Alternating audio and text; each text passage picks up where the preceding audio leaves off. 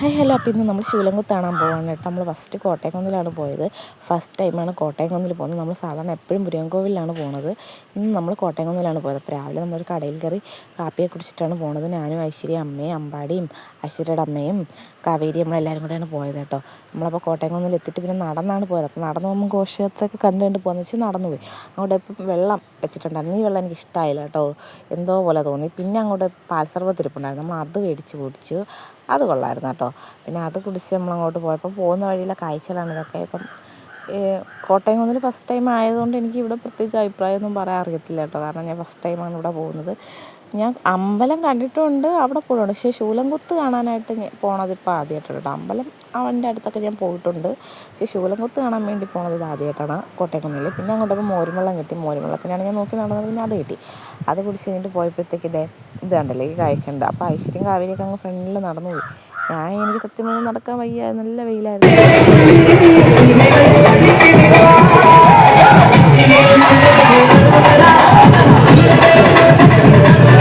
കുറേ നേരം അത് കണ്ടുകൊണ്ട് നിന്നു. പിന്നെ അങ്ങോട്ട് പോയപ്പോൾ കാവടിയൊക്കെ ഇത് സംഭവം എൻ്റെ ഇടയ്ക്ക് അവർ എന്തൊക്കെയോ വെച്ചിട്ട് പിന്നെ കറക്കി കേട്ടോ. അത് നല്ല അടിപൊളിയായിരുന്നു. ആ വീഡിയോസ് ഞാൻ എടുത്തിട്ടുണ്ടായിരുന്നു, പക്ഷെ അത് കാണുന്നില്ല. പിന്നെ അതേ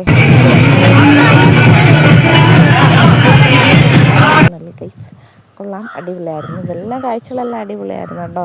സത്യം പറഞ്ഞാൽ നമുക്ക് ശൂലംകുത്ത് നമ്മളെല്ലാ വർഷവും കാണാൻ പോകാറുണ്ട്. മുരുകൻകോവിൽ ഇപ്പോഴാണ് കാണുന്നത്.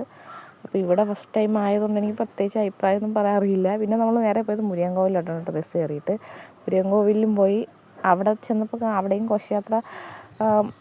ഇവിടെ ഒരുപാട് ഏരിയയിൽ നിന്ന് വന്ന് ചേരുന്ന സ്ഥലമാണ്. മുരുകൻകോവിലാണ് വന്ന് ചേരുന്നത്. അപ്പം നമ്മൾ ചെന്നപ്പം എൻ്റെ ഊഹം ശരിയാണെങ്കിൽ ആൽവിളാൻ്റെ അടുത്തുള്ളൊരു സ്ഥലമാണ്. അവിടെ നിന്നുള്ള ഘോഷയാത്രകൾ പൊയ്ക്കൊണ്ടിരിക്കുന്നതാണ് എനിക്ക് തോന്നുന്നത്. പിന്നെ അവിടെ നിന്ന് നമ്മൾ വെള്ളവും അന്നദാനമൊക്കെ മേടിച്ച് കഴിച്ച് അവിടെ വന്നിട്ടാണ് നമ്മൾ അന്നദാനം കഴിച്ചത്. കോട്ടയംകുന്നിൽ നല്ല തിരക്കായിരുന്നു അന്നദാനം കഴിക്കുക. അതുകൊണ്ട് നമ്മൾ അവിടെ നിന്ന് കഴിച്ചില്ല, നമ്മളിവിടെ വന്നിട്ടാണ് കഴിച്ചത്.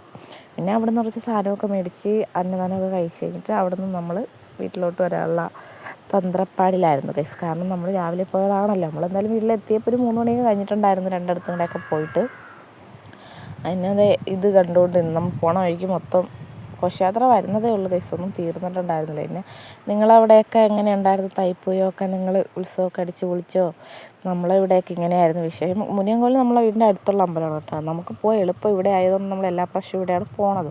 അപ്പോൾ ഈ പ്രാവശ്യം നമ്മൾ കോട്ടയംകുന്നിൽ പോയിട്ടില്ലാത്തതുകൊണ്ട് നമ്മൾ വിചാരിച്ചാൽ അവിടെ പോകാമെന്ന് അങ്ങനെ പോയതാണ് കേട്ടോ. പിന്നെ നമ്മൾ മുരുകൻകോവിലും കൂടി വരാമെന്ന് വിചാരിച്ചു. നമ്മൾ എല്ലാ വർഷം പോണതല്ലേ, അതുകൊണ്ട് ഇവിടെയും കൂടി വരാമെന്ന് വിചാരിച്ചു. അത് കഴിഞ്ഞിട്ട് നമ്മൾ പിന്നെ ഒരു ഓട്ടോ വിളിച്ച് വീട്ടിൽ വന്നു. അപ്പോൾ ഞങ്ങളുടെ വീഡിയോസൊക്കെ ഇഷ്ടമാകുന്നുണ്ടെങ്കിൽ ഞങ്ങളുടെ ചാനൽ സബ്സ്ക്രൈബ് ചെയ്ത് സഹായിക്കുക. അടുത്ത വീഡിയോ ആയിട്ട് നമുക്ക് വീണ്ടും കാണാം. ബൈ.